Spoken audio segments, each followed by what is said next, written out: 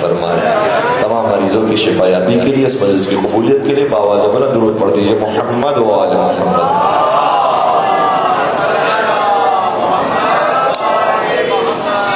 اعوذ باللہ من الشیطان الرجیم، بسم اللہ الرحمن الرحیم، الحمد للہ رب العالمین، الحمد للہ الذی هو الاول والآخر والظاہر والباطن، وله الملك وله الحمد، يحيي ويميت ويميت ويحيي وهو حي لا يموت، بيده الخير وهو على كل شيء قدير، والصلاة والسلام على النبي الأمي القرشي الهاشمي المكي المدني الأبتحي التهامي العبد المؤيد والرسول المسدد المصطفى الأمجد المحمود الأحمد حبيب إله العالمين سيدنا ومولانا أبي القاسم محمد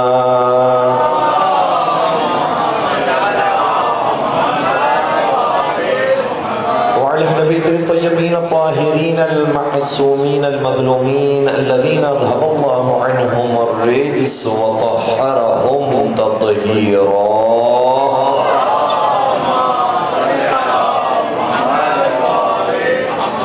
ولعنة الله على أعدائهم أجمعين، أما بعد فقد قال الله تبارك وتعالى في محكم كتابه المجيد وفرقانه الحميد، بسم الله الرحمن الرحيم، فبشر عباد الذين يستمعون القول فيتبعون أحسنه، أولئك الذين هداهم الله وأولئك هم أولو الألباب۔ درود پڑھ دیجئے محمد و آل محمد۔ اعزائے گرامی قدر، تشنگان ہدایت اور چراغ اہل بیت کے عنوان پر آج ہماری تیسری گفتگو ہے، اور آپ کی خدمت میں جو مسلسل عرائض بیان کی جا رہے ہیں اس میں کوشش کی جا رہی ہے کہ ہم اپنے اس طریقے کو سمجھنے کی کوشش کریں کہ جس کے ذریعے ہم ہدایت کر سکیں، کیونکہ جب ہم چراغ ہدایت سے وابستہ ہیں تو یقیناً انہوں نے یہ ہمیں طریقے سکھائے ہیں کہ کیسے اپنا پیغام دوسروں میں منتشر کیا جائے۔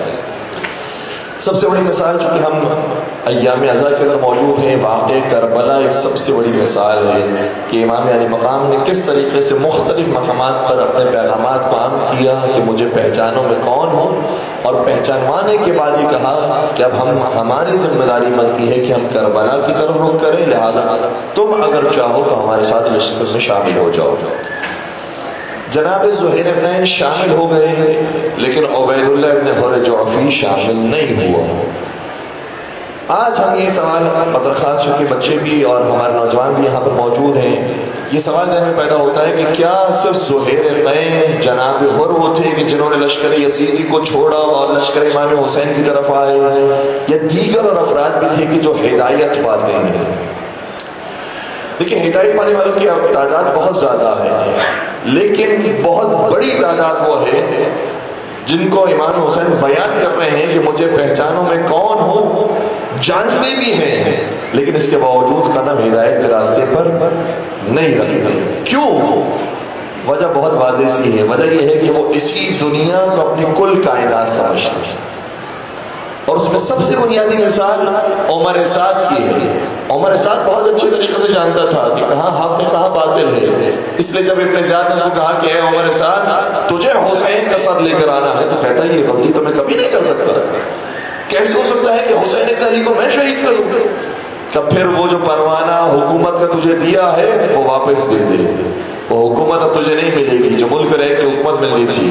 عمر صاحب کہتا ہے کہ مجھے تھوڑا سا وقت میں سوچ کے بتاتا ہوں، مختلف لوگوں سے مشورے لیے، سب نے کہا عمر صاحب یہ کام نہ کرنا، لیکن دل میں محبت دنیا اتنی زیادہ تھی، دل میں حکومت کی محبت اتنی زیادہ تھی، اور پروردگار ہر ایک کے ساتھ یہ کام کرتا ہے۔ میری زندگی کے اندر میرے اعتبارات سے امتحانات آئیں گے کہ تمہارے پاس یہ چوائس بھی ہے، یہ چوائس بھی ہے، دیکھو کس میں اللہ کی خوشنودی ہے اور کس میں تمہارا ذاتی مفاد موجود ہے۔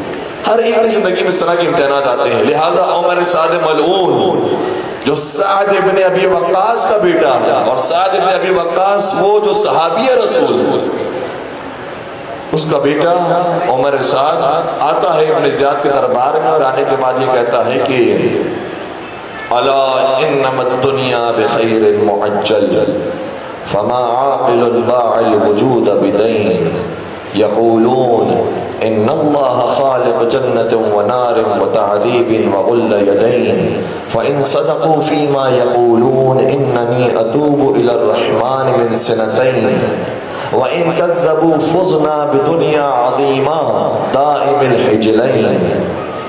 عمر سعد یہ کہتا ہے، توجہ رکھیے گا، عمر سعد کے سامنے بات بہت واضح ہے، ہدایت کہاں پر ہے، لیکن کیوں جانے کے لیے تیار نہیں ہے؟ شیطان نے کیا اس کے ذہن میں بہانہ دیا ہے وہ سننے کے قابل. عمر سعد یہ کہتا ہے کہ اے ابن زیاد، میں بہت سوچتا رہا کہ میں کس طرف جاؤں اور میں آؤں اس طرف یا نہ آؤں، لیکن میں کیا کروں، میں تیری پیشکش کو اس لیے قبول کر رہا ہوں کیونکہ جو تو پیشکش کر رہا ہے وہ ابھی مجھے نقد ملنے والی ہے، اور جس جنت کا خدا نے مجھے وعدہ دیا ہے وہ تو مجھے بعد میں ملنے والی ہے. اور تو نے کوئی عقل مند انسان ایسا دیکھا ہے جو نقد کو چھوڑ دے اور ادھار پر بھروسہ کرے؟ استغفر اللہ استغفر اللہ. کیسے کیسی دلیلیں شیطان دے کر جا رہا ہے. یہ نقد جس کو تو نقد کہہ رہا ہے یہ بھی نقد نہیں ہے، یہ بھی تجھے اس کام کے بعد ملنے والا ہے. کیا بھروسہ ہے یہ کام کرتے تجھے موت آ جائے؟ یہ جو تو نقد کی باتیں کر رہا ہے، کیش کی باتیں کر رہا ہے، یہ بھی تجھے نہ ملے. لیکن نہیں، شیطان نے ڈال دی یہ بات، جنت ادھار ہے، یہ ابھی نقد مل رہا ہے، اس لیے نقد کو میں کیوں چھوڑ دوں، ادھار پر کیوں بھروسہ کروں. پھر آگے کہتا ہے کہ جو جنت بھی ملنے والی ہے اس کے بارے میں کچھ پتہ نہیں ہے، پتہ نہیں جنت ملے گی بھی نہیں بھی ملے گی، ہوگی بھی جنت یا نہیں ہوگی. نعوذ باللہ اس کی جملے ہی یقولون، یہ تو لوگوں نے بات مشہور کر دی ہے کہ ان اللہ خالق جنت ونار وتعذیب وغل یدین، یہ کوئی جنت بھی ہے، کوئی جہنم بھی ہے، کوئی عذاب بھی ہے. پتہ چلے وہاں پر کہ کچھ بھی نہیں تھا تو کم از کم مجھے دنیا تو مل گئی. اب اگر انسان کا جنت اور جہنم پر بھی عقیدہ نہ ہو تو کیا وہ مسلمان رہ سکتا ہے؟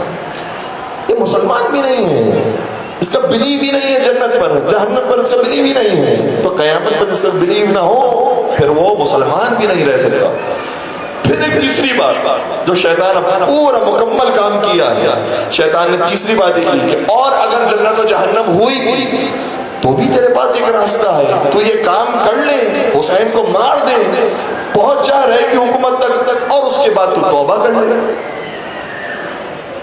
تو تجھے دنیا بھی مل جائے گی، آخرت بھی مل جائے گی، یہاں سے بھی تجھے فائدہ ہوگا، وہاں سے بھی فائدہ ہوگا. جیسے ہی اس نے یہ اشعار کے جملے مکمل کیے، آواز غیبی آئی. عمر سعد اور ابن زیاد موجود ہیں، آپس میں بات کر رہے ہیں، لیکن آواز غیبی آئی کہ جس کو عمر سعد نے سنا. یا اخسر الدنیا، اے کائنات میں سب سے زیادہ خسارہ اٹھانے والے، خبردار یہ خیال بھی نہ کرنا کہ تفوزو بعد قتل حسین، حسین کو شہید کرنے کے بعد تو کامیاب ہو سکے گا.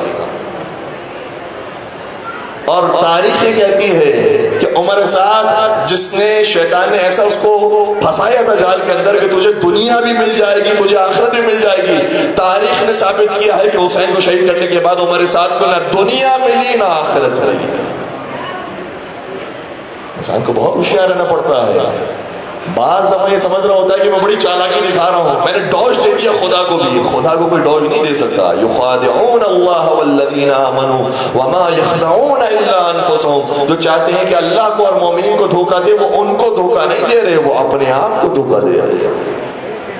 اس لیے بہت سوچ سمجھ کے قدم اٹھانا چاہیے. اس لیے بعض افراد تو وہ تھے کہ جن کو شیطان نے دھوکہ دیا، لیکن بعض افراد وہ تھے کہ جنہوں نے رائے ہدایت کو ایکسپٹ کیا، توبہ کی اور آئے مولا امام حسین کے راستے اور اپنی جان کو قربان کیا. آج 14 صدیاں گزر گئی ہیں، ان پر ہم سلام بیچتے ہیں، بار بار جاتے ہیں. جس طریقے سے ہم روضہ حسین پر جاتے ہیں، روضہ شہداء کربلا پر بھی جاتے ہیں، ان پر بھی جھکتے ہیں، ان کو بھی چومتے ہیں، ان پر بھی سلام بیچتے ہیں. یہ مقام انہوں نے پایا ہے. ان میں سے ایک دو اور نام آپ کی خدمت بیان کروں. ایک بڑا عجیب نام ہے، شاید ہمارے کسی نے اس طرح سے سنا نہ ہو، لیکن بہرحال آپ علماء کرام سے معلوم کیجئے گا، معتبر کتابوں کو دیکھیے گا. اس شخص کا نام ہے ابو الشعثاء.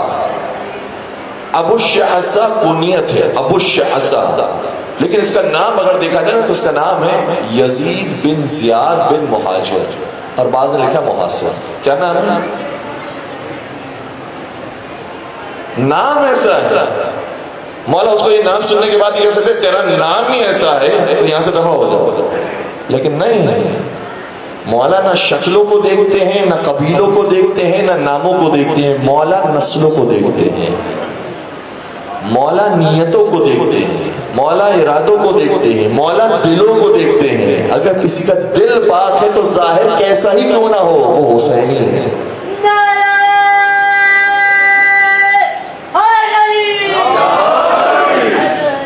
اس لیے مولا نے اسے دعوت دی، اور یہ اس موقع پر مولا کے ساتھ ہوا جب اس نے دیکھا کہ مولا بار بار یہ فرما رہے ہیں، لشکر یزید سے کہہ رہے ہیں تم میرے خون کی کیوں پیاسے ہو گئے ہو؟ میں تم سے لڑنا نہیں چاہتا ہوں.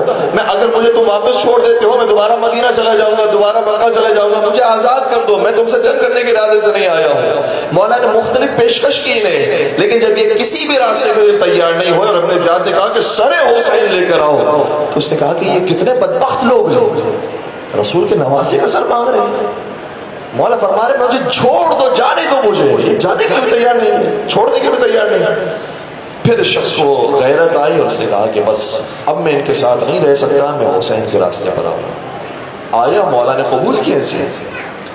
اسی طریقے سے ایک اور شخص ہے، بلکہ دو افراد. یہ دو افراد ہوتے ہیں کہ جب مولا امام حسین علیہ السلام کربلا میں عاشور کے دن اپنی ساری قربانیاں دے چکے ہیں، اپنے اصحاب انصار کو دے چکے ہیں، جوانان بنی ہاشم کو دے چکے ہیں، حتیٰ کہ حضرت علی اصغر علیہ السلام کی بھی شہادت ہو گئی، کوئی باقی نہیں. اس وقت استغاثہ کی جو آواز بلند کی، حل من ناصر ینصرنا، تو دو افراد ایسے تھے جو اس وقت توبہ کر کے آتے ہیں. ایک کا نام ہے سعد بن حارث، دوسرے کا نام ہے ابو الہتوف. انہوں نے کہا کہ مظلوم امام ہے، اس کے تو تم نے جوان کو مار دیا، اس کے شیرخوار بچے کو مار دیا، اس کے بھائی کو مار دیا، اس کو تیروں سے چھنی کر دیا، اب تم کیا چاہتے ہو حسین سے؟ اور پھر حسین کا قصور کیا ہے؟ نہ کسی تمہارے قبیلے کے مردوں کو مارا ہے، نہ کوئی اور کام کیا ہے، کوئی جرم نہیں ہے، کیوں مارنا چاہتے ہو؟ یہ دو جوان کھڑے ہوئے لشکر حسینی سے نکلے ہیں، امام حسین کے لشکر میں شامل ہوئے ہیں. آج شہداء کربلا میں ان کے نام موجود ہیں. پھر ایک اور شخص وہ ہے جو ایسے موقع پر منقلب ہوتا ہے. جب وہ کوفہ سے آیا تھا اور اس کا ارادہ یہ تھا، اپنی فیملی کے ساتھ موجود تھا، اس کا ارادہ یہ تھا کہ میں یزیدیوں کے ساتھ تو نہیں ہوں گا، لیکن پتہ نہیں ہے مجھے کہ صحیح راستہ کہاں پر ہے. دیکھیں کبھی کبھار انسان کی زندگی کے اندر ایسا ہوتا ہے کہ اس کو یہ تو پتہ ہے کہ یہ لوگ غلط ہیں، لیکن صحیح کہاں ہے یہ نہیں پتہ. تو یہ تو پتہ چل گیا تھا کہ یہ لوگ غلط ہیں، صحیح کہاں پر ہے اس کی تلاش میں تھا. کوفہ سے باہر نکلا اور کوفہ سے باہر نکلنے کے بعد اپنی راستہ طے کر رہا تھا کہ پتہ چلا یہاں پر تو کوفے والے جمع ہو رہے ہیں. معلوم کیا یہ کیوں جمع ہو رہے ہیں؟ بتایا کہ اس لیے جمع ہو رہے ہیں تاکہ رسول کے نواسے کو مارے، تاکہ اہل بیت کو تہہ دیکھ کر دیں. جب اس نے سنا کہ اتنی بڑی تعداد صرف ایک خانوادے کو خون کے پیاسے ہو گئے ہیں، تو معلوم تو کریں یہ خانوادہ ہے کس کا خاندان. آئے تو صحیح معلوم تو کریں اس کی غلطی کیا ہے. یہ آئے ہیں اور باقاعدہ ان کے جملے تاریخ کے اندر موجود ہیں. کہتے ہیں کہ خدا کی قسم میرا ارادہ یہ تھا کہ میں مشرکوں سے لڑوں گا، میں کافروں سے لڑوں گا، لیکن جب میں نے ان کی یہ حالت دیکھی تو میں نے کہا یہ مشرک سے زیادہ بدتر ہے جو رسول کے نواسے خون کے پیاسے. یہ کیوں مشرکوں سے لڑنے کے لیے نکلا تھا؟ اس لیے نکلا تھا کیونکہ یہ خود عیسائی تھا. بعض کتاب موجود ہے یہ خود عیسائی تھا، اور بعض میں اس کا نام وہاب قلبی ہے، بعض میں اس کا نام عبداللہ بن عمیر قلبی ہے. یہ آیا اور مولا امام حسین کے لشکر کے ساتھ ملحق ہوا. امام حسین سے گفتگو ہوئی، سمجھ میں آ گیا کہ رائے حق کہاں پر ہے. یہ کربلا پہنچا اور کربلا پہنچنے کے بعد ایسی قربانی دی ہے اس نے کہ جب یہ جوان شہید ہوا ہے تو بعض روایتوں کے مطابق اس کی والدہ جو ام وہب تھی وہ وہاں موجود تھی، اور بعض کے مطابق اس کی زوجہ اگر عبداللہ بن عمیر نام ہے. تو وہ خاتون آگے بڑھی اور خاتون نے آگے بڑھ کے کہا کہ تم نے اگر میرا جوان مار دیا ہے تو میں تم سے اس کا بدلہ لوں گا. اور آئی اپنے جوان کے لاشے پر جب یہ پہنچی تو فوج اشقیاء نے اس خاتون کو بھی مار ڈالا. اور یہ خاتون بھی جام شہادت نوش فرماتی ہے. 72 شہداء کربلا میں اگر کوئی خاتون ہے تو یہ ام وہاب قلبی ہے. اتنا بلند مقام جناب ام وہب کلبی کا ہے. تو کچھ ایسے تھے جنہوں نے ہدایت کو قبول کیا، چاہے اپنی جان پر بھی بات آ گئی، ہدایت کو قبول کیا، کیونکہ ان کے لیے بات بہت واضح تھی کہ ہم زندگی جتنی بھی گزارنے آخر مرنا ہے.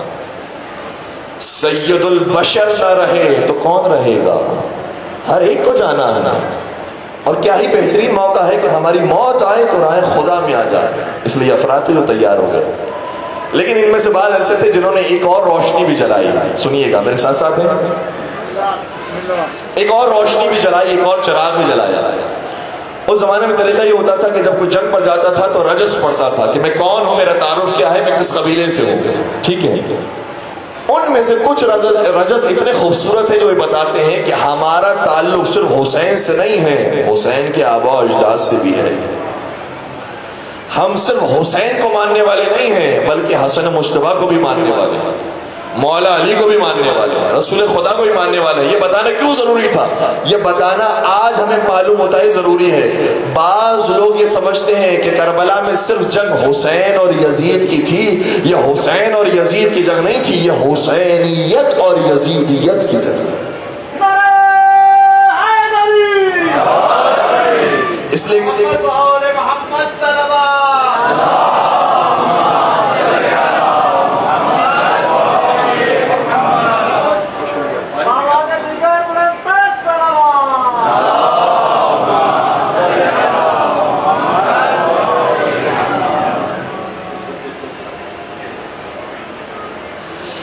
بلند تر سوال پڑھ دیجئے، محمد والا.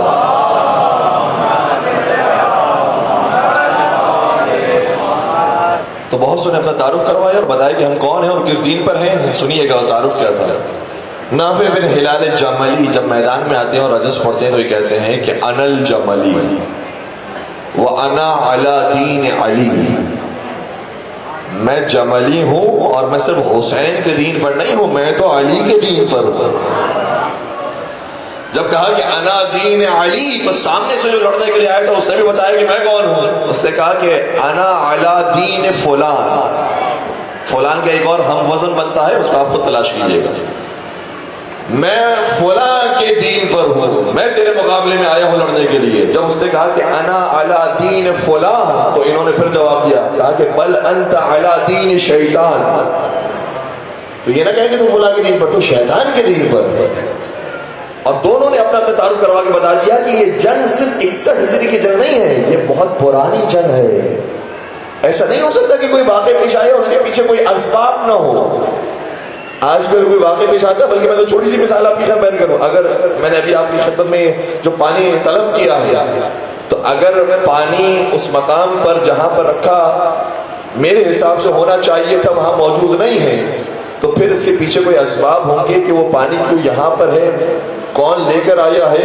ساری چیزیں چھوٹی سی چیز کے اندر بھی ہوتی ہے. اگر یہ مائک ابھی کام کر رہا ہے تو اس کے پیچھے اسباب ہے، اس کے پیچھے پوری ٹیم موجود ہے، تب جا کر یہ آواز آپ تک پہنچ رہی ہے.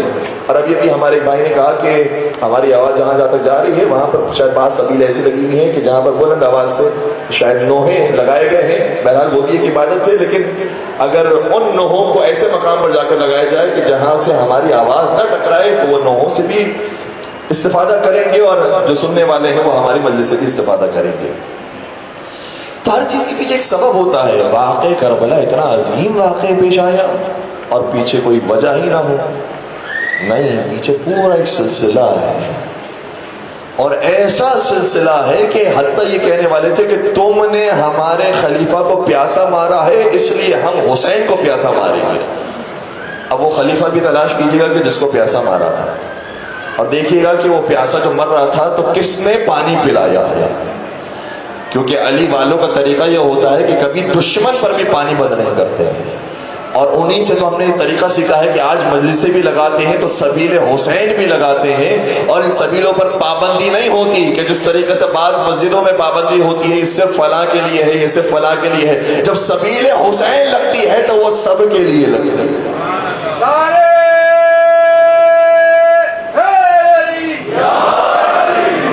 تو انہوں نے اپنا اس طریقے سے تعارف کروایا اور بتا دیا کہ ہمارا کس سے تعلق ہے. اسی طریقے سے ایک اور شہید کربلا ہے، اس نے اپنا بڑا خوبصورت انداز میں تعارف کروایا. مالک بن انس کاہلی اس کا نام ہے. اچھا، میں ان شہداء کربلا کے نام اس لیے بھی لے رہا ہوں تاکہ ان کو بھی ٹریبیوٹ پیش ہو. ہمارے پاس 10 دن کے اندر وقت نہیں ہوتا کہ ہر ایک کا ذکر کیا جائے، لیکن فرصت نکالنی پڑتی ہے اور نکل آئی ہے، تو ہم نے سوچا کہ کچھ نام مزید اور نوجوانوں کی ذہنوں تک منتقل ہو جائیں کہ یہ افراد وہ تھے کہ جنہوں نے امام حسین پر اپنی جانوں کو قربان کیا۔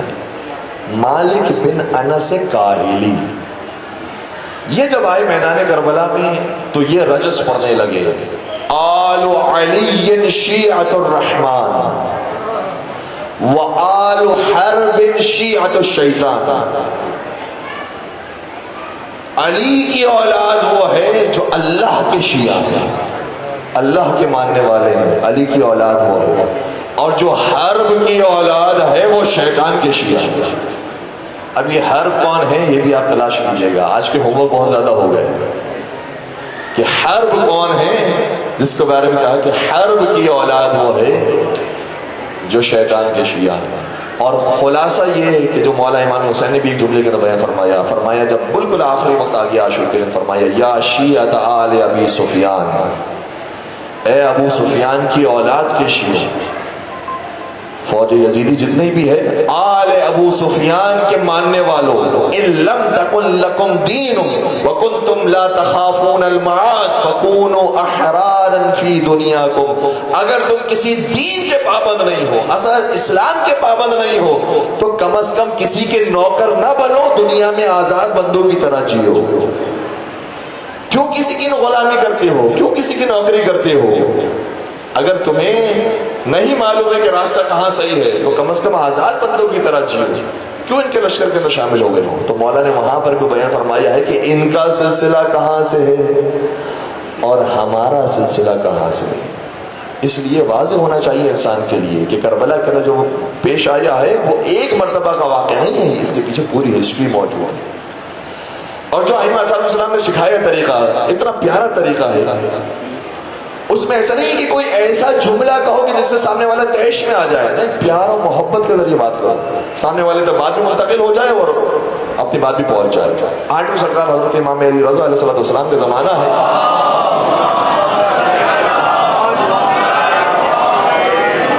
ایک اور صلوات کا مجھے سہارا دیجیے۔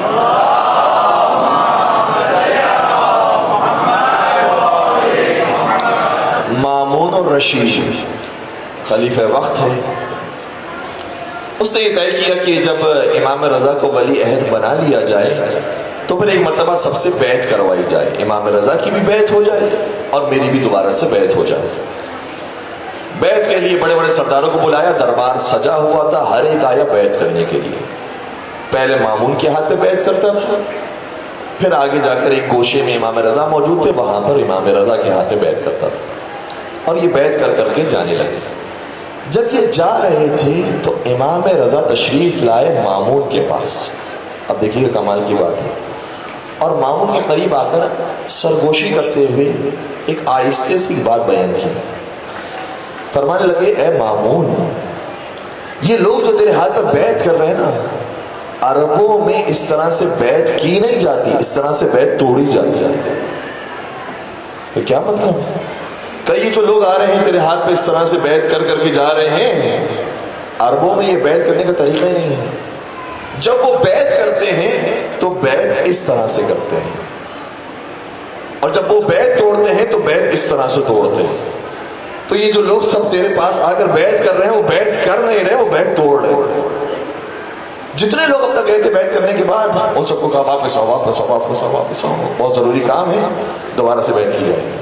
اب طریقہ مامون نے بتایا کہ اب آئیں گے بیعت اس طریقے سے کریں گے کہ ہر ایک آئے اپنے ہاتھ کو اس طرح سے دے اندر کی جانب اور بیعت کرے۔ انشاءاللہ سبھی کو ہمارا ہاتھ دکھائی دے رہا ہوگا، اور ہاتھ دکھائی نہیں دے رہا تو ہم اس کو لفظوں میں بھی بیان کر دیتے ہیں۔ بیعت کرنے کا طریقہ یہ ہوتا ہے کہ چھوٹی ہاتھ کی انگلی سے شروع کیا جائے اور انگوٹھے پہ ختم کیا جائے، اس طریقے سے۔ اور بیعت توڑنے کا طریقہ یہ ہوتا ہے کہ انگوٹھے سے شروع کیا جائے، چھوٹی انگلی پہ ختم کیا جائے۔ جب امام رضا نے طریقہ سکھا دیا، ماموں نے کہا سب آئے دوبارہ سے بیعت کریں۔ سب نے آ کر بیعت تو کر لی، لیکن جاتے جاتے ایک جملہ کہنے لگے، وہ شخص خلافت کا مستحق کیسے ہو سکتا ہے جس کو یہی نہیں پتا کہ بیعت کرنا کب ہوتی ہے، توڑنا کیسے ہوتی ہے۔ خلافت کا اصل حقدار تو اسے ہونا چاہیے جسے یہ بھی معلوم ہے کہ بیعت ہو ہوتی کیسے ہے اسے یہ بھی معلوم ہے بیعت توڑی کیسے جاتی ہے. درود پڑھ دیجئے محمد والو.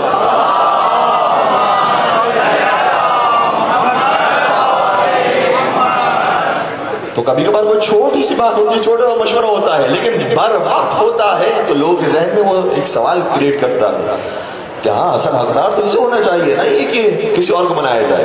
اور یہ طریقہ بہت خوبصورت طریقہ ہے. یہ طریقہ ہمیں قرآن کریم کے اندر بھی نظر آتا ہے, اہل بیت کی سیرت میں نظر آتا ہے, علماء کی سیرت میں نظر آتا ہے. میں جلدی سے اس طریقے کے حوالے سے ایک دو مثالیں پیش کروں گا اور دوسرے طریقے کو آپ کے ساتھ بیان کروں گا. قرآن کریم کے اندر حضرت ابراہیم علیہ السلام کا واقعہ موجود ہے.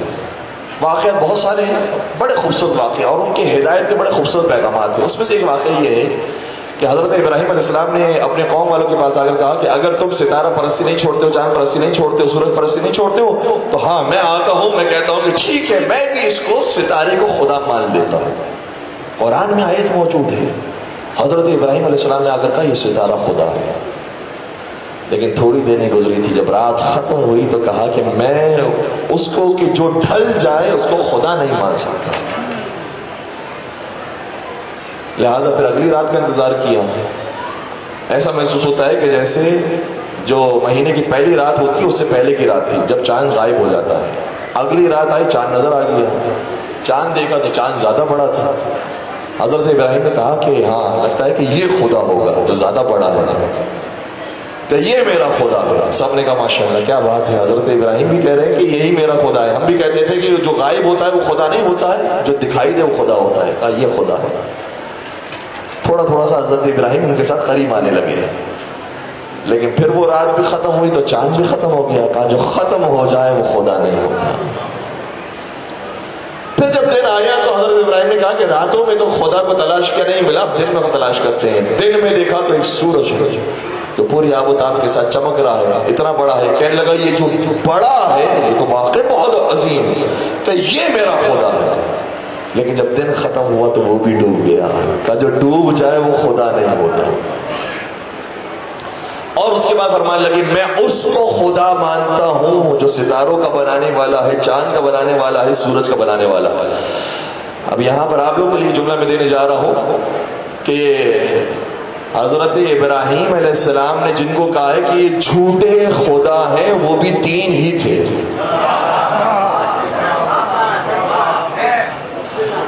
تو خدا نے تو ابراہیم نے بیان کیا ہے کہ یہ تین جو جھوٹے ہیں وہ نہیں ہو سکتے, جو ایک سچا ہے وہ خدا.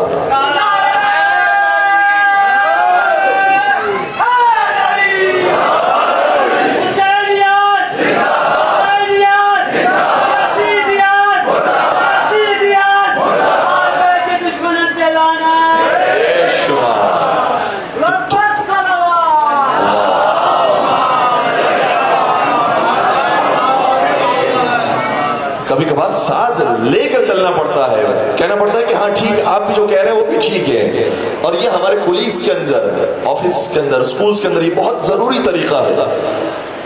جب ہم اپنے بچوں کو بھی کبھی کبھار اس طرح سے کہتے ہیں کہ بیٹا آپ اتنے اچھے ہو, اتنے نیک ہو, اتنے پیارے ہو, آپ ایسا کام نہیں کر سکتے, آپ جو اتنے سمجھدار ہو آپ سے غلطی نہیں ہو سکتی. تو کبھی کبھار کولیگز کو اپنے ساتھ رکھنے کا طریقہ یہ ہوتا ہے کہ یار تم تو اتنے سمجھدار ہو, تم کیسے, تم سے توقع نہیں ہو سکتی. تو حضرت ابراہیم علیہ السلام نے یہ طریقہ اختیار کیا کہ آپ ماشاءاللہ سے اتنے سمجھدار ہیں, دیکھیں اس کو خدا مانتے ہیں, ڈوب کیسے گیا. اس طرح سے ساتھ رکھ کے کبھی کبھار چلا جاتا ہے. یہ طریقہ ہمیں ائمہ علیہم السلام کی زندگی میں نظر آتا ہے. چھٹے سرکت حضرت امام جعفر صادق علیہ السلام,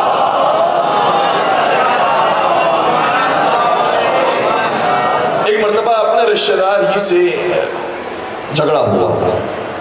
رشتہ دار نے آ کر بہت ساری باتیں کی امام صادق کے سامنے, اور طیش میں آ کر وہ چلا گیا.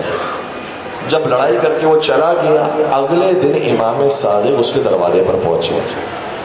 جب دروازے پر امام صادق کو کہا کہ کیا ہوا جعفر صادق, کیا کام ہے. کہا کہ جب تم سے ہماری گفتگو ہوئی اور ہم گھر گئے تو میں نے قرآن کریم کھولا. اب اپنے اوپر بات رکھ کے بیان کر رہے ہیں. میں نے قرآن کریم کھولا تو میں قرآن پڑھتے پڑھتے اس آیت پر پہنچا کہ قرآن کہہ رہا ہے وَالَّذِينَ يَصِلُونَ مَا أَمَرَ اللَّهُ بِهِ أَن يُوصَلَ. اللہ کے نیک بندے وہ ہوتے ہیں جو ان رشتوں کو باقی رکھتے ہیں جنہیں اللہ نے بنایا.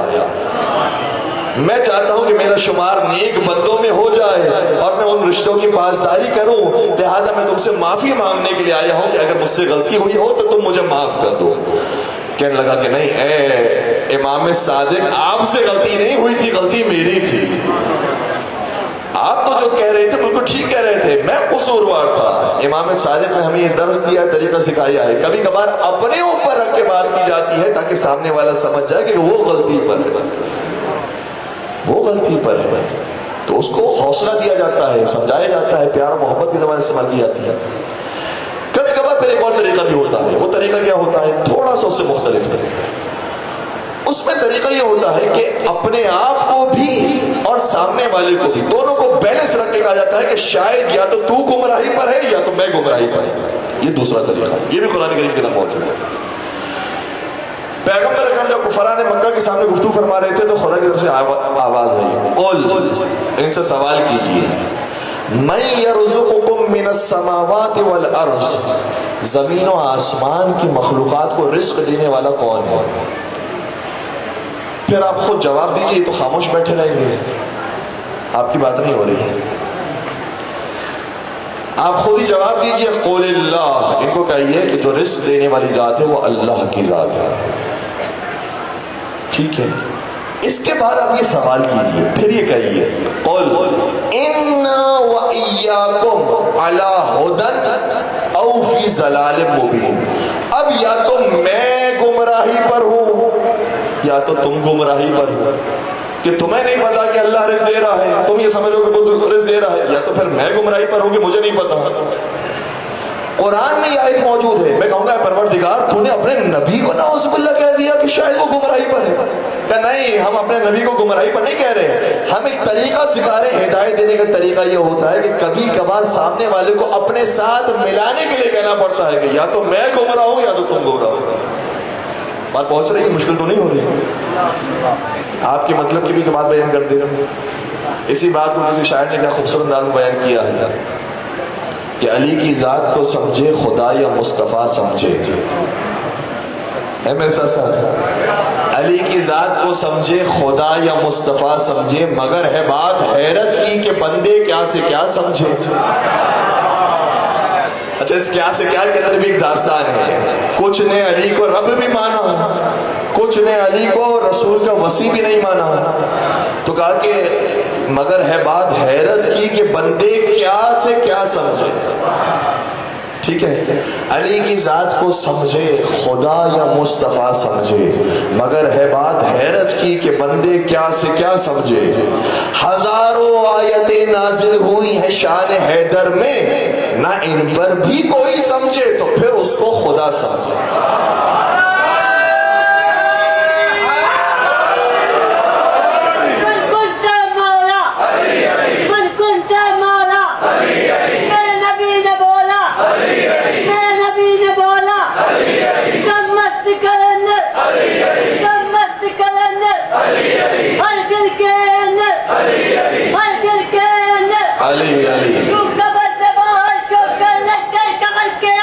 علی علی علی علی مولا سلام رکھے آپ کو۔ تو یہ طریقہ خود انبیاء نے استعمال کیا ہے، یا ائمہ حرم السلام نے استعمال کیا ہے، یا ہمارے علماء نے طریقہ اختیار کیا ہے۔ علامہ امینی بڑا نام ہے ان کا، علامہ امینی نے صرف الغدیر نہیں لکھی، الغدیر تو ان کا واقعی شاہکار ہے، اور اس ایک کتاب کو لکھنے کے لیے علامہ امینی نے، علماء نے بیان فرمایا ہے کہ 10,000 کتابوں کے ایک ایک حرف کو پڑھا تھا۔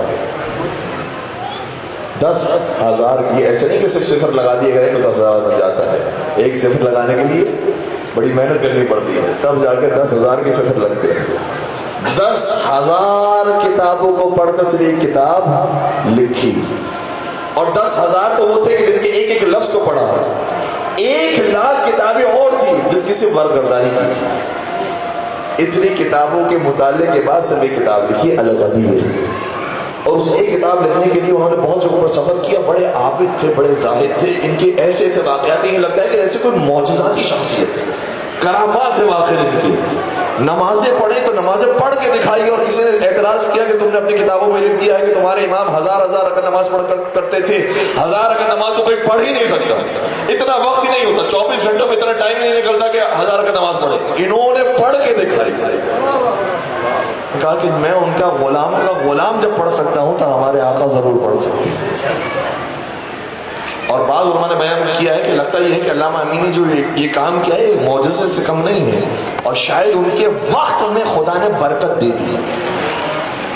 کوئی ایسا ہوتا ہے کہ ایک کام کرتا ہے لیکن اس کے 10 کام ہو جاتے ہیں. تو علامہ امینی بڑی معجزاتی شخصیت ہیں. انہوں نے مختلف شہروں میں سفر کیا, مختلف ملکوں میں سفر کیا, ہندوستان میں بھی سفر کیا.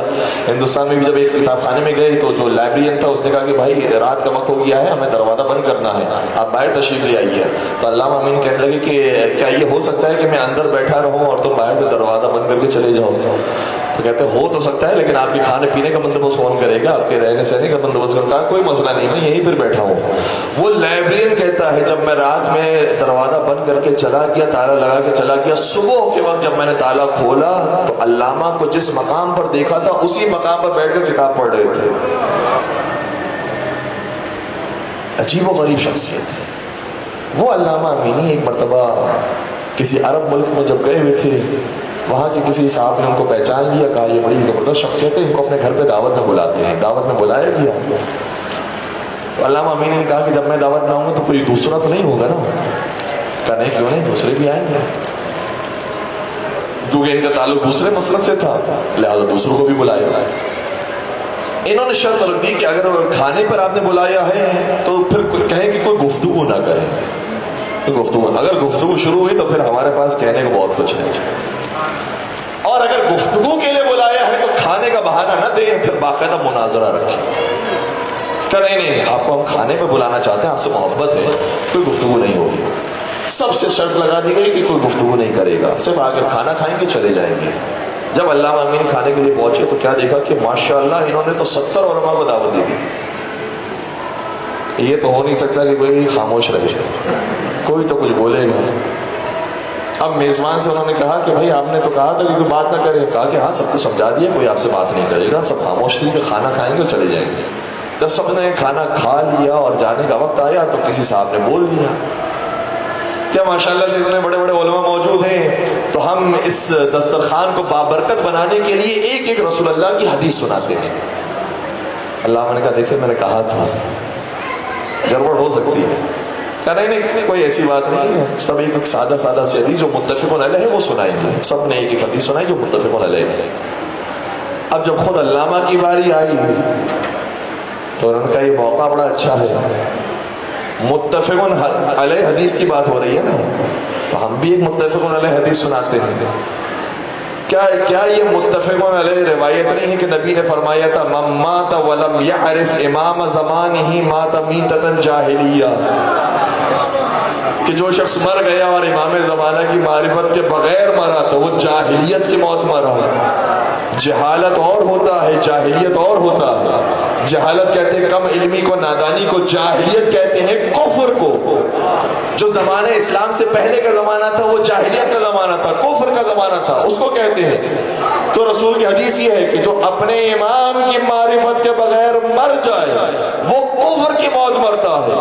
اب انہوں نے سوال امام زمانہ پر نہیں کیا, انہوں نے صرف اتنا سوال کیا کہ مجھے یہ بتائیے حضرت فاطمہ زہرا سلام اللہ علیہا اس دنیا سے رخصت ہوئی تو ان کے زمانے کا امام کون تھا؟ ان کے زمانے کا امام کون تھا جن کی معرفت کے ساتھ بیوی اس دنیا سے گئی؟ کیونکہ معرفت کے ساتھ گئی ہوگی تبھی تو جاہلیت کی موت نہیں مری, تبھی تو ایمان کے ساتھ گئی ہے, تبھی تو کامل الایمان ہو کر گئی ہے. تو ان کے زمانے کا امام کون تھا؟ اب اگر یہ کہیں کہ وہ پہلا تھا تو خود آپ کی صحیح بخاری کے اندر ہے کہ بیوی جب تک زندہ رہی ان سے ناراض رہے.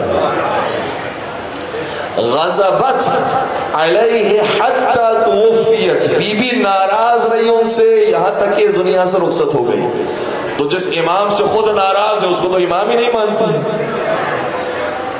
اور اگر آپ یہ کہیں کہ نہیں بیوی کا کوئی امام نہیں تھا تو حدیث رسول کہہ رہی ہے جس کا کوئی امام نہ ہو وہ جاہلیت کی موت مرتا ہے, وہ بیوی خاتون جنت ہے. آپ کی کتاب کہہ رہی سیدۃ النساء اہل الجنہ ہے، سیدۃ النساء العالمین ہے، یعنی کوئی امام تو تھا، توجہ، کوئی امام تو تھا جن کی معرفت بی بی کو تھی اور ان کی معرفت کے ساتھ ہی بی بی اس دنیا سے گئی ہے. کہا کہ مجھے بس سیدہ کا امام بتا دو، میں اور تم سے کوئی سوال نہیں کرتا ہوں.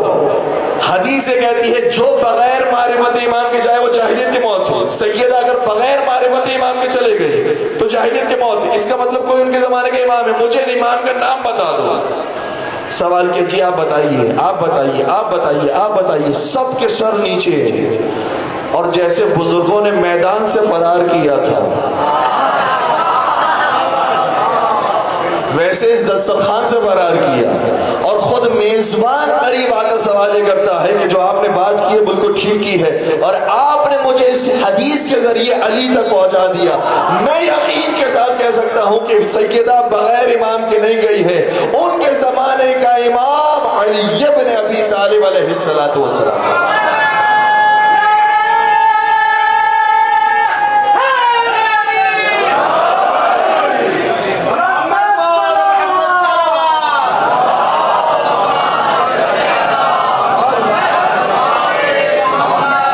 کسی نے کیا خوب کہا تھا کہ یہ نام محمد کو ڈبویا نہیں کرتے، وہ جان پہ خطرہ تو رویا نہیں کرتے، بے ذکر خدا رات کبھی سویا نہیں کرتے، اور بستر نہ ہو احمد کا تو سویا نہیں کرتے. ہر فکر سے بالا ہے یہ حق کا ولی ہے، سوئے تو محمد جاگے تو علی ہے.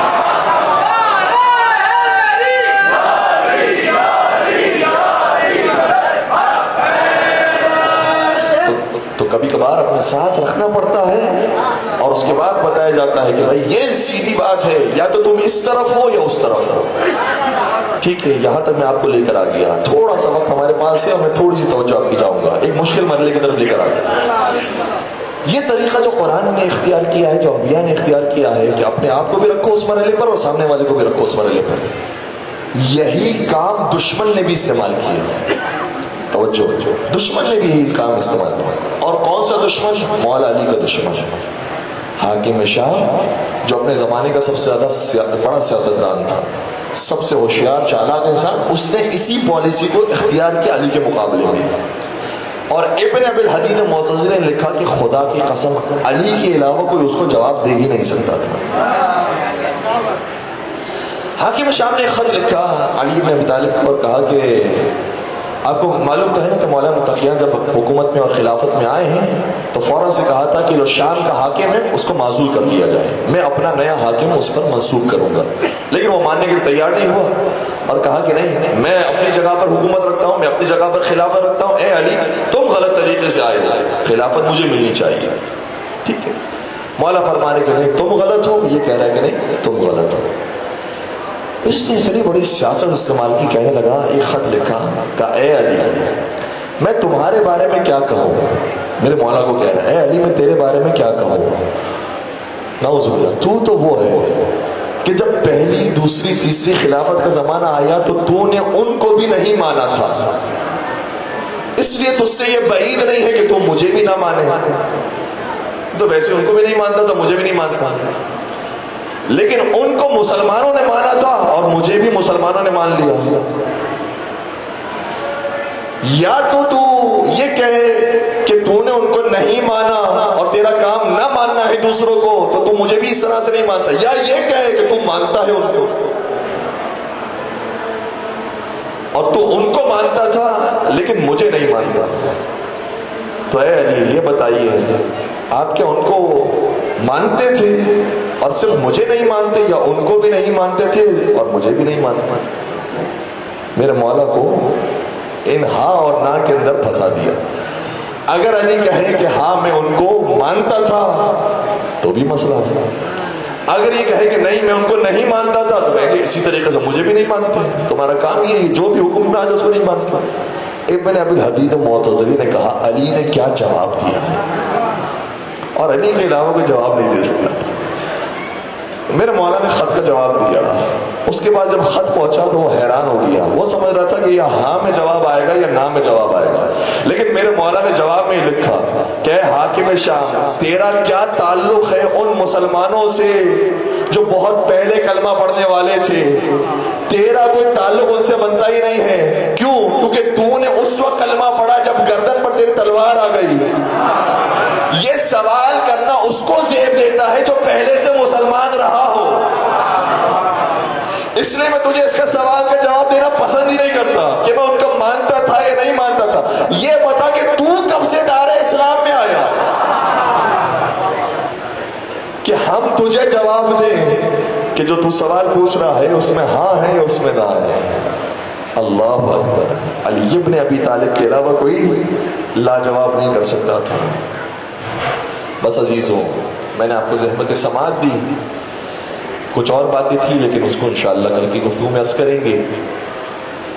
کربلا کے میدان میں جس طریقے سے کچھ ناموں کا آپ کی خدمت بیان کیا ہے، اپنی جانیں انہوں نے پیش کی، اس میں سے کچھ اور نام ایسے ہیں کہ جن کا ذکر ہمارے یہاں کم کیا جاتا ہے. کوشش کروں گا کہ آج ان کا بھی نام آپ کی خدمت بیان کروں. یہ واقعہ ایسے شہداء کربلا ہے.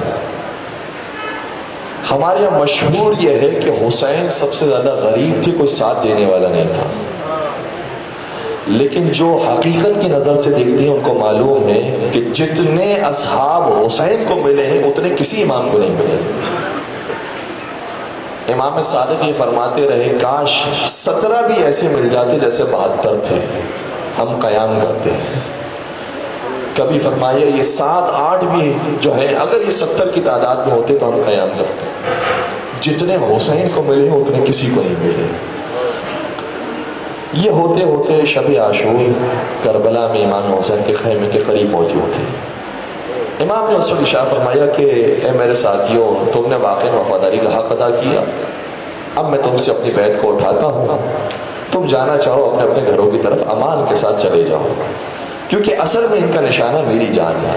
یہ مجھے مار دیں گے، یہ ان کی فتحیابی ہو جائے گی، یہ جیت جائیں گے، یہ مجھ پر ظلم کریں گے. تم سے ان کو کوئی سروکار نہیں ہے. تم جانا چاہتے ہو چلے جاؤ. اللہ اکبر، کیسے وفادار اصحاب تھے. بعض نے آگے بڑھ کے جملہ کہا کہ آقا ہم جانے کے لیے تیار ہیں، لیکن یہ تو بتائیے کہ آپ کے راستے کو چھوڑ کر ہم جائیں کہاں؟ راستہ آپ بتا دیں ہم جانے کے لیے تیار ہیں، لیکن آپ کے در سے بہتر کوئی در نہیں ہے، آپ کے گھر سے بہتر کوئی گھر نہیں ہے. مولا نے محسوس کیا، بعض ارباب منبری کہتے ہیں کہ مولا نے چراغ کو خاموش کیا. کہ شاید اگر تمہیں شرم آ رہی ہو ہمارے چہرے کو دیکھ کر کہ کیسے حسین کو چھوڑ کر جائے، کوئی تکلف نہ کرو، چلے جاؤ یہاں سے. پھر بھی کوئی نہ گیا. کسی نے کیا خوب کہا تھا، شب عاشور مشعل بجا تو دی لیکن، شب عاشور مشعل بجا تو دی لیکن چراغ ذہن کی لو تیز کر گئے شبیر. جب دوبارہ سے چراغ جلایا گیا، کہا کہ تم لوگ کیوں نہیں جاتے ہو؟ میں نے تم سے بیعت کو اٹھا لیا، جانا چاہتے ہو چلے جاؤ. کسی نے جواب دیا کہ آقا کیسے چھوڑ کر جائے؟ اگر ہمیں ایک جان کیا 70 مرتبہ بھی خدا زندگی دے، ہر زندگی کو آپ کے قدموں پر نچھاور کریں گے. یہ ہمیں تیر نہیں لگتے ہیں، ہم آپ کی خدمت میں پیش کریں گے. زہیر خین آگے بڑھے، کہا تو 70 کی بات کرتا ہے، میں 1000 کی بات کرتا ہوں. 1000 مرتبہ زندگی ملے، 1000 جانوں کو حسین پر قربان کریں گے.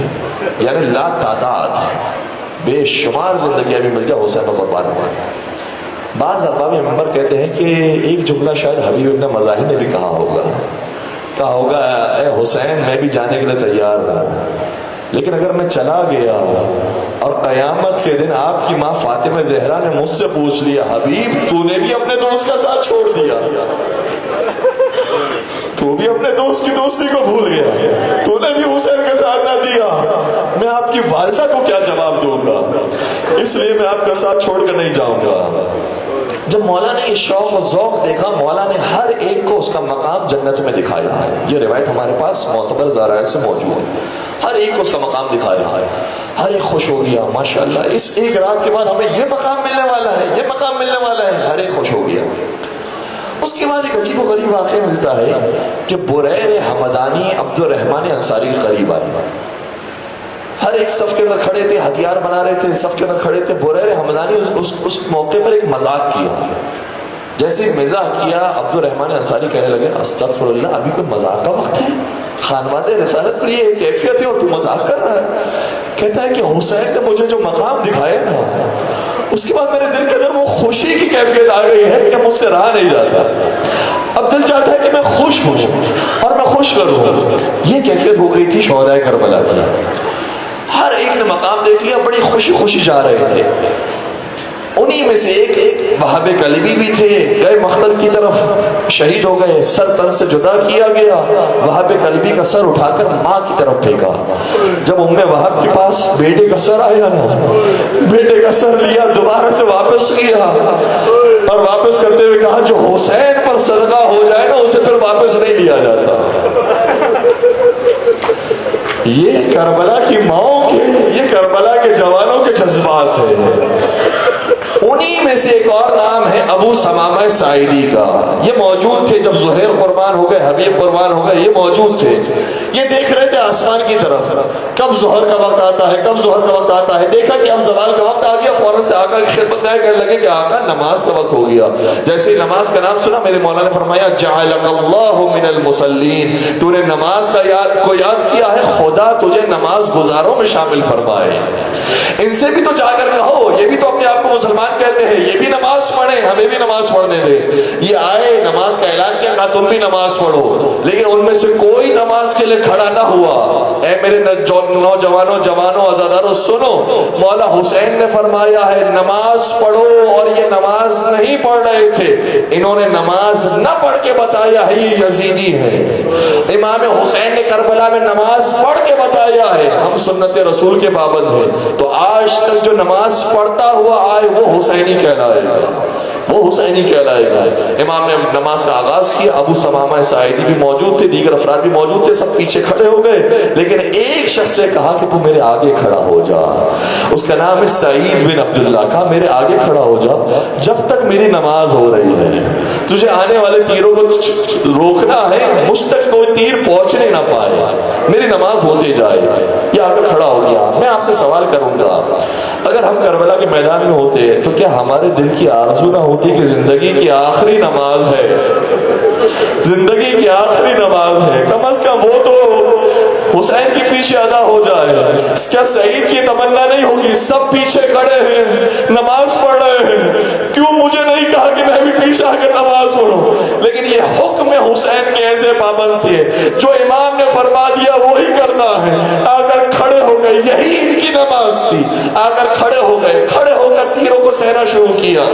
ایک مومن خواب میں، ایک مومن کی تمنا تھی، کہتا تھا کہ ٹھیک ہے ہم امام حسین کو تو سلام کرتے ہیں، حضرت عباس کو سلام کرتے ہیں، لیکن جو شہدائے کربلا ہیں انہوں نے کون سا بڑا کارنامہ کیا ہے؟ اگر ہم بھی کربلا میں ہوتے تو یہی کرتے جو انہوں نے کیا ہے. اس لیے ہمیں کیا ضرورت ہے کہ ان کو سلام کریں، ان کی خدمت میں جائیں. جب اس کے ذہن میں سوالات تھے، ایک مرتبہ خواب میں اپنے آپ کو کربلا میں دیکھا. جب خواب میں اپنے آپ کو کربلا میں دیکھا کہ وہی نماز کا وقت ہے. امام حسین نے اس سے فرمایا آ میرے سامنے آ کر کھڑا ہو جا، جب تک میری نماز ہو رہی میرے سامنے کھڑا رہے. یہ خواب میں دیکھ رہا ہے. ابھی جیسے نماز شروع ہوئی فوج اشقیہ قریب آنے لگی، دور سے تیروں کو جوڑا، تیر پھینکنے لگے. ایک ہی سنسناتا وہ جیسے تیر آیا، اس کو سمجھ نہ آیا میں کروں تو کیا کروں. جیسے ہی قریب آیا اپنے آپ کو بچایا، تیر امام پر پیوست ہو گیا. کہتا ہے مجھے حوصلہ سنبھالنا ہے، یہ تیر روکنا ہے. دوسرا سنسناتا وہ تیر آیا، روک نہ سکا، اپنے آپ کو بچایا، پھر امام کو تیر پیوست ہو گیا. بس اب غلطی پر غلطی ہونے لگے، تیروں پر تیر آنے لگے. یہ اپنے آپ کو بچاتا رہا، امام کا سارا بدن تیروں سے چھتی ہو گیا. جب پیچھے مڑ کر دیکھا تو کیا دیکھا؟ امام پہلے ہی شہید ہو چکے. ایک مرتبہ خواب سے بیدار ہوا، کربلا کا رخ کر کے کہتا ہے السلام علیکم یا اولیاء اللہ و احباء. شہدائے کربلا تم نے کمال کیا ہے، تم نے کیسے سکون کے ساتھ تیروں کو برداشت کیا ہے. سعید ابن عبداللہ سارے تیروں کو برداشت کرتے ہیں، کبھی ہاتھوں سے روکتے ہیں، کبھی پیروں سے روکتے ہیں، کبھی سینے سے روکتے ہیں، کبھی پیشانی سے روکتے ہیں، اور بس ایک دعا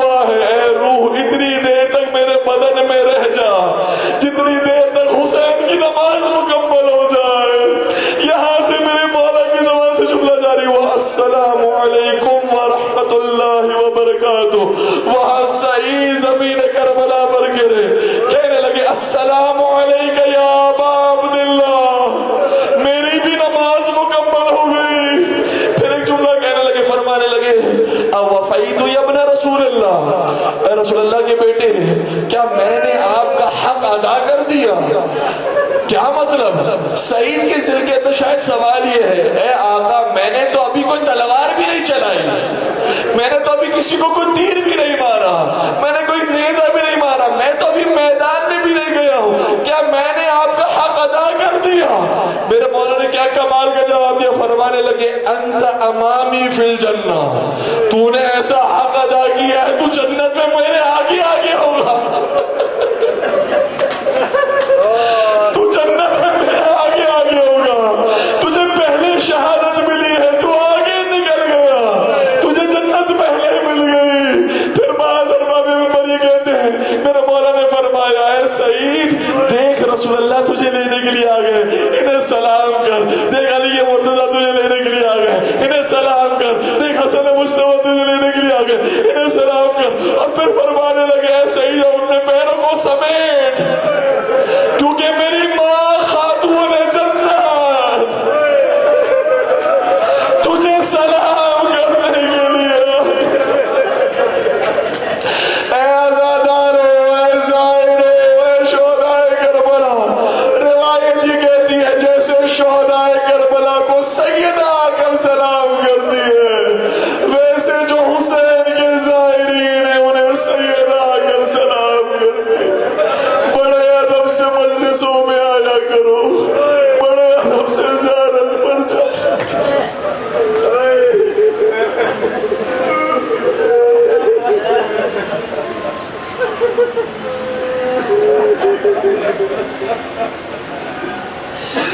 الا ولعنت اللہ علی القوم الظالمین وسيعلم الذین ظلموا ای منقلب ینقلبون۔